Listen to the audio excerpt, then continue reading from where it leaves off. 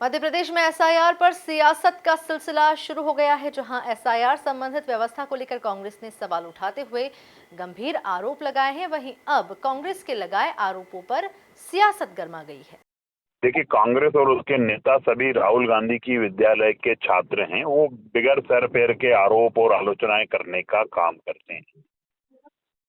SIR एक निमित्त प्रक्रिया होती है और नित्य प्रक्रिया में आता है। हमेशा जब जब समय समय पर जो कुछ लोग नए होते हैं वो जोड़े जाते हैं, जो समय काल के गाल में समा गए, जो जो दिवंगत हो गए, वो उनके नाम हटाए जाते हैं। एक सतत चलने वाली प्रक्रिया है।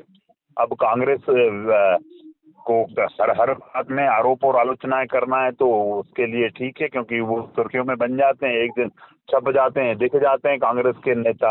आप जो निर्वाचन का काम है, प्रक्रिया, वो पूरी तरह से पारदर्शिता से चुनाव होते हैं और उसको पूरा विश्व हमारे लोकतंत्र को, उसको जो हमारा लोकतंत्र में जो खूबी है उसको देखता है कि इतने बड़े चुनाव ऐसे कैसे हो जाते हैं।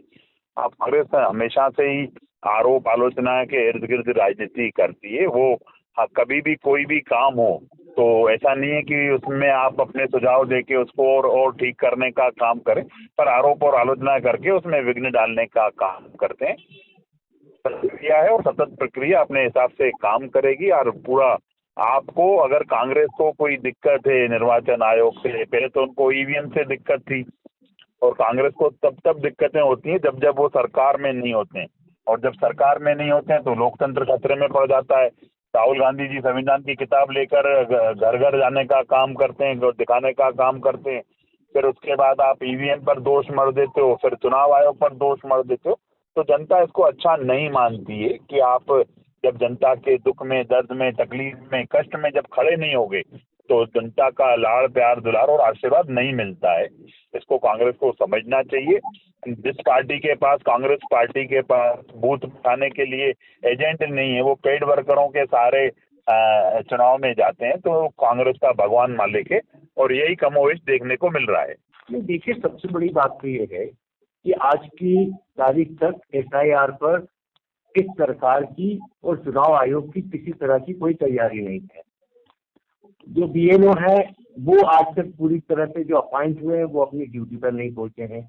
उनके पास फॉर्म्स नहीं है, ऐप चालू नहीं है, वाईफाई चल नहीं रहे हैं, जो लोग हैं उनको फॉर्म्स मिल नहीं रहे हैं। इस मध्य प्रदेश की लगभग अगर आप देखें तो आधी आबादी जो है वो गाँव में और कस्बों में निवास करती है। वहाँ के लोग ज्यादा पढ़े लिखे नहीं है, वो फॉर्म भरना जानते नहीं है। और आप लगातार कह रहे हैं कि जो 2003 की हमारी स्थिति है उससे मिलान करके हम आज की स्थिति को जो है उसमें हम आपको वोटिंग राइट देंगे। ये क्या है, ये क्या हो रहा है?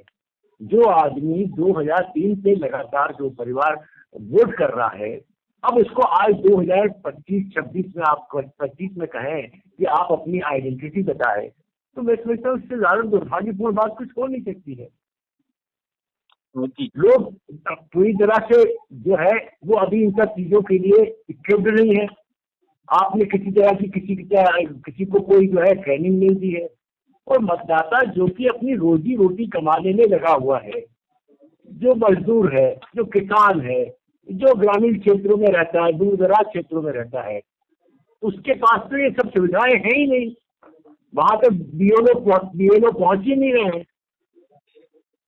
तो ये किस तरह का एसआईआर हो रहा है, किस तरह से मतदाता की पहचान की जा रही है, मैं समझता हूँ ये एक पूरी तरह से षड्यंत्र के रूप में किया जा रहा है कि गरीबों का वोट काटा जाए, मजलूमों का वोट काटा जाए, आदिवासी का वोट काटा जाए, दलितों का वोट काटा जाए। मैं समझता हूँ इससे ज्यादा दुर्भाग्यपूर्ण बात किसी प्रजातंत्र के लिए, लोकतंत्र के लिए हो नहीं सकती है।